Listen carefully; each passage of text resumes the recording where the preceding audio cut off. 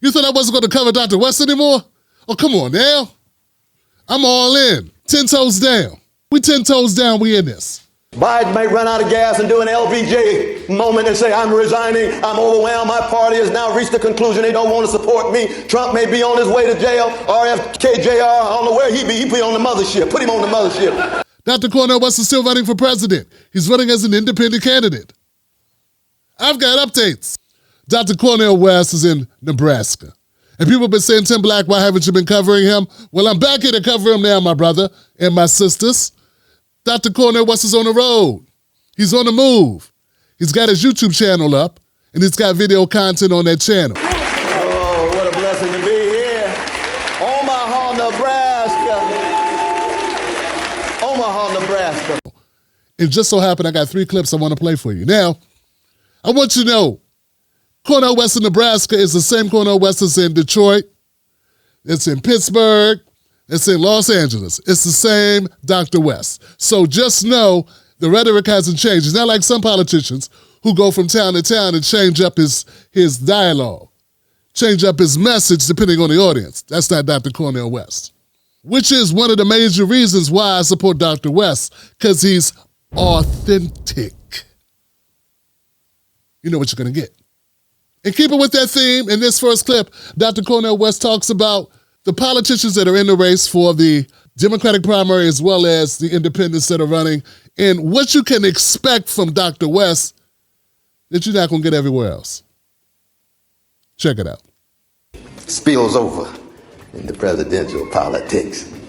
Ooh, good God Almighty. The first thing you're going to see is you got a free person. Not in it, saying certain things with certain platitudes in order to receive certain kind of attention. No, I'm speaking the truth. If 2 people vote for me, fine. If I win, fine. I've already won in the sense that I'm true to myself. I'm true to a vocation. I'm true to a calling. I'm true to what I've been put here to do. It's true. You think John Coltrane gets upset and 4 people show up and he's blowing his heart out? He plays the same song with the same intensity because he's called to do that, and he's doing that in such a way that he's touching souls and unsettling minds and trying to get people to see things in ways they hadn't seen it before. That's his witness. That's the tradition I'm talking about. And let me tell you something. American politics ain't never come to terms with catastrophe like my dear brother. The 400-year war against your precious people. Just because people don't talk about it don't mean it didn't happen. Just because people don't focus on it doesn't mean that your babies and your cousins has the same value as my babies and my cousins or anybody else and anywhere else in the world. Speak the truth, and you hope it'll set you free. That's one of the reasons why it's hard to get these politicians to want to talk about the catastrophe in Gaza. Oh, they don't want to say a mumbling word. As if a Palestinian baby has less value than a baby in Tel Aviv.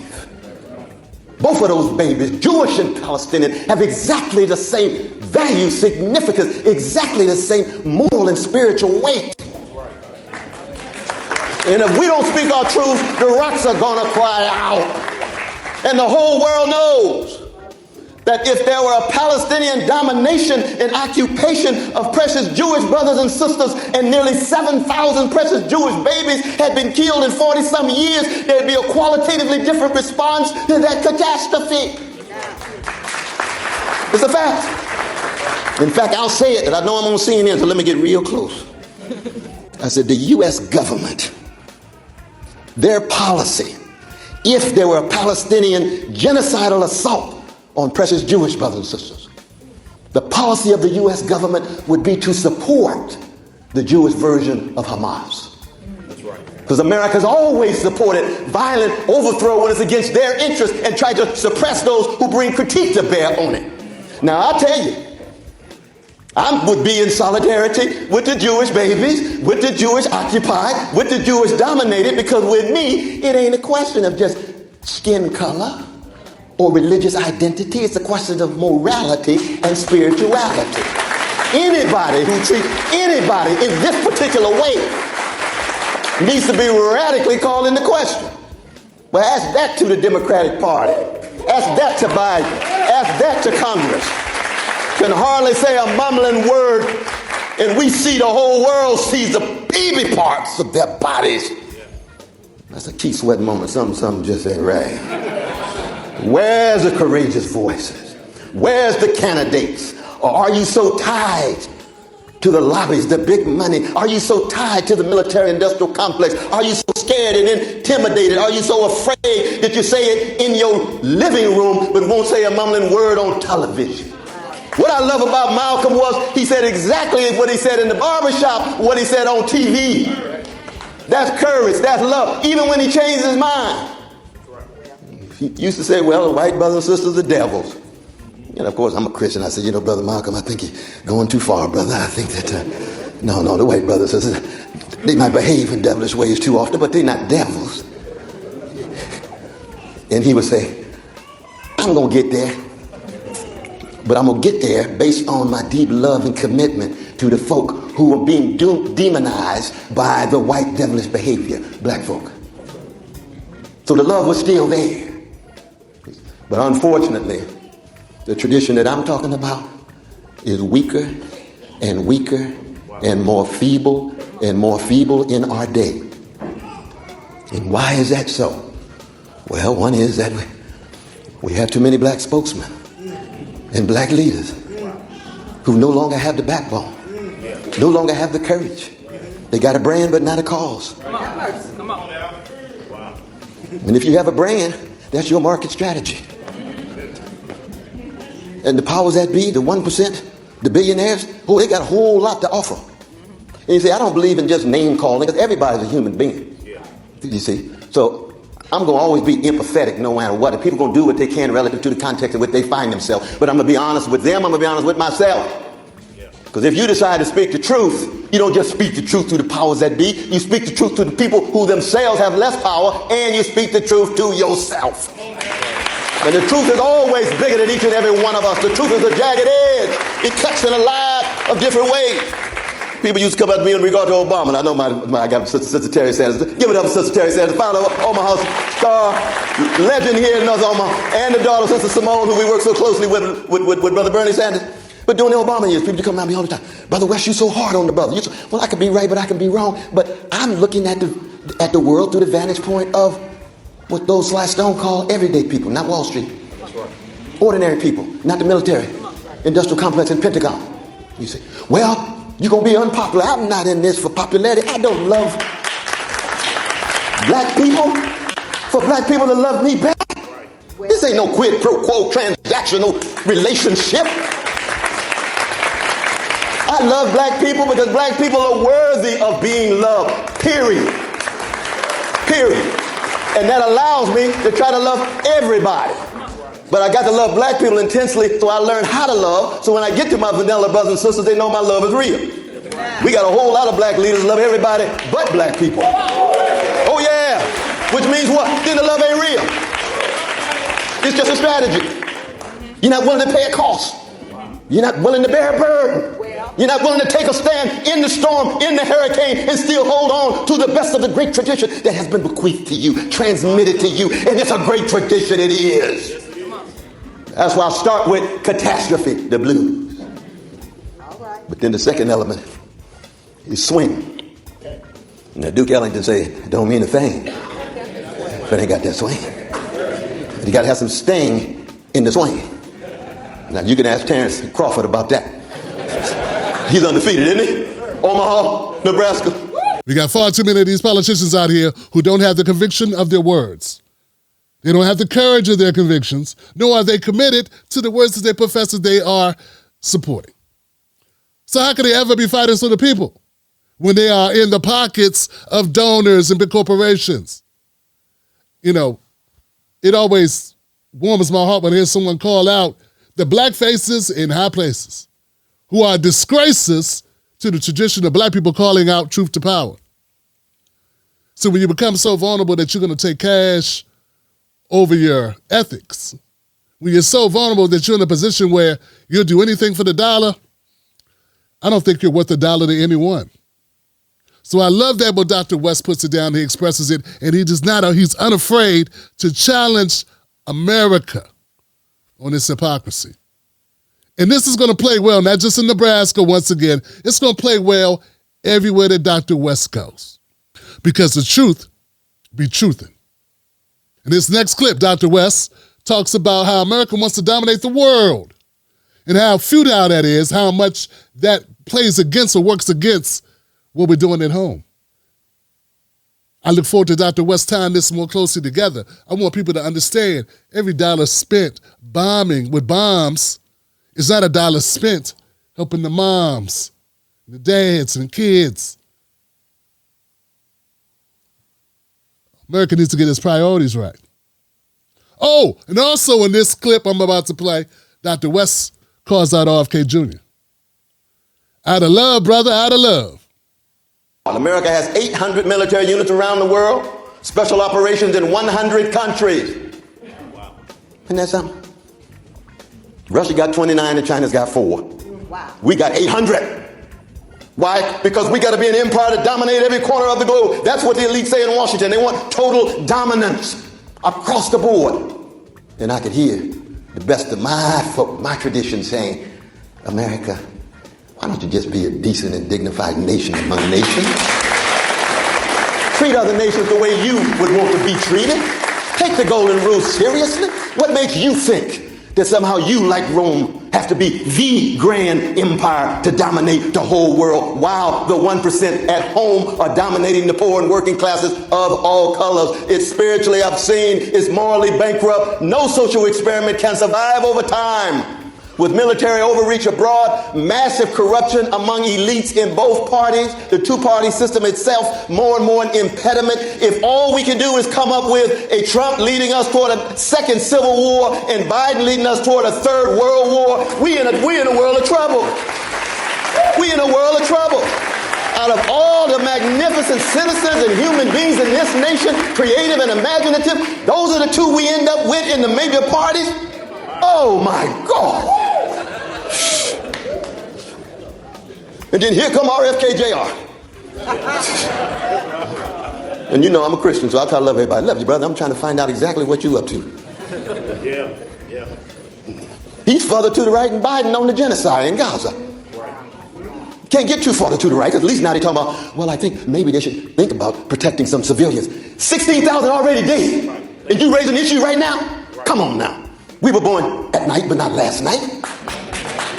Don't think we fools. No presidential candidate has a monopoly on truth or beauty or goodness or God.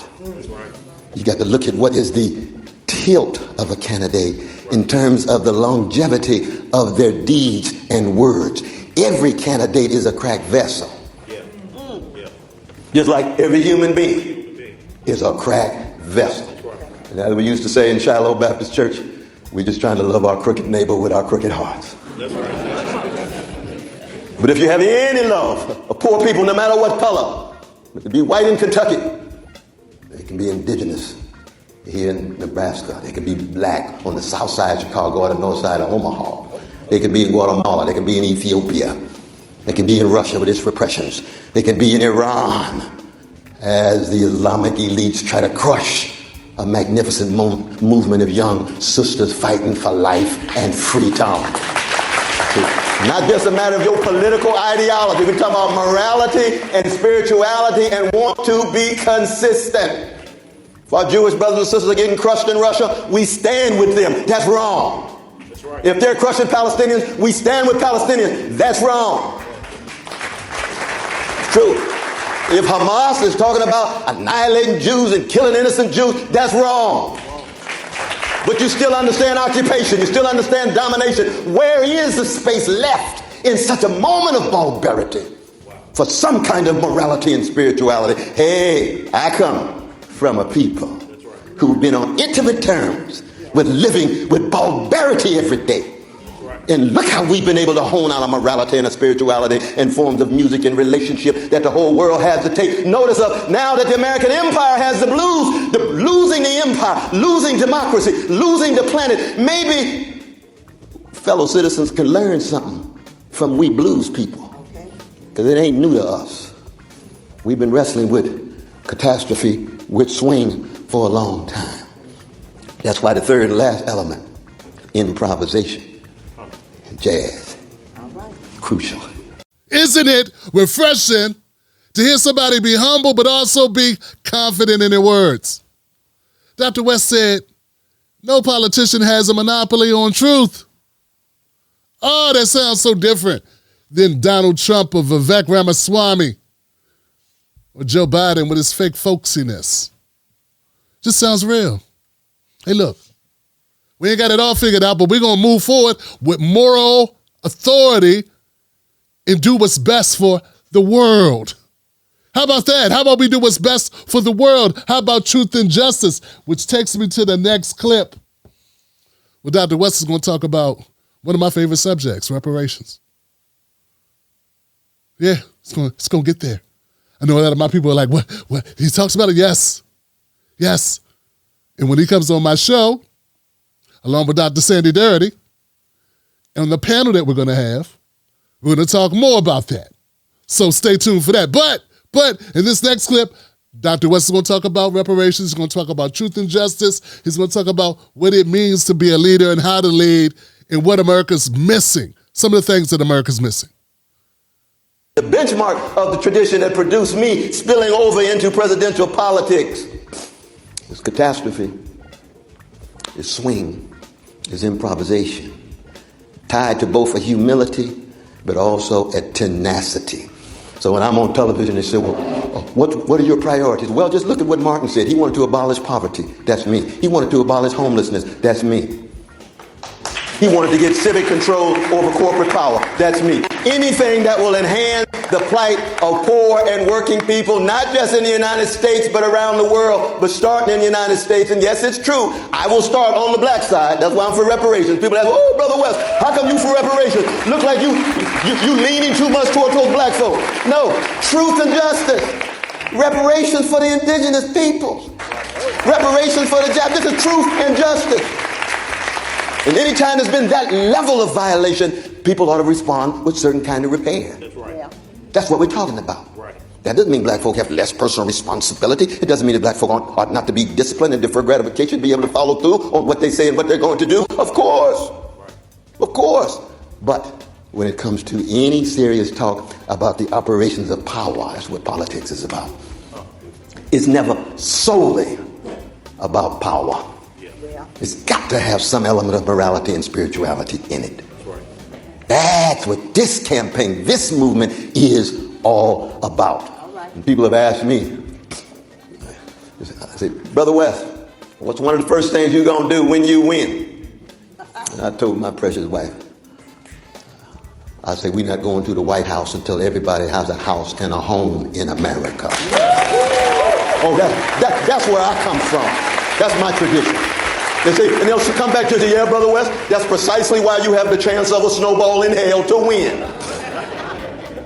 And I'll say, we shall see. You just don't know. Biden may run out of gas and do an LBJ moment and say, I'm resigning, I'm overwhelmed, my party has now reached the conclusion they don't want to support me. Trump may be on his way to jail. RFK Jr., I don't know where he be on the mothership. Put him on the mothership with Sun Ra and George Clinton and Bootsy and them. Love you, RFK Jr. We love to be on the mothership, brother. Well, who's left? Oh, my God. They got this radical, revolutionary Christian brother trying to tell the truth, standing up for oppressed people around the world, knowing he's got faults and foibles, but willing to live and willing to die for something bigger than him, something grander than him. That's what this movement, that's what this campaign is all about. Thank you all so very much. Stay strong in what you're doing. Omaha, Nebraska. See, Dr. West stands for something, and he will not back away from that. It's not like he's running just to run. He's not running to check boxes for his biography. You know what I'm saying? He's running because he sees a need and he wants to do his part. He wants to live up to his own ideals of what leadership is and what we should all do, be servant leaders, which is you lead and serve the people at the same time.